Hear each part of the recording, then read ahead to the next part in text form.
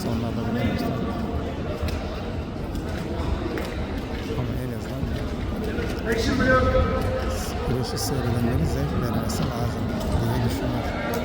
Daha doğrusu taraftarın çoğalması için aksiyon olması. Mesela Çorum Oğuzlar'la Karakucak'a gitmişti. O kadar çok aksiyon var. Türkiye şampiyonası muhteşem.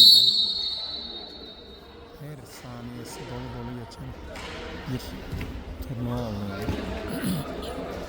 Çocuklar muhteşem güreşler çıkarttılar. Yıldızlar var mesela.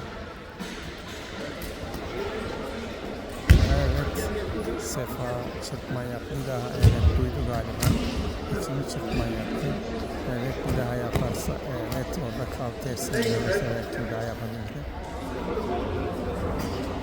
Demek ki hızlı Sefa. Evet şu anda bastırıyor. Tuşa evet şu anda tuşu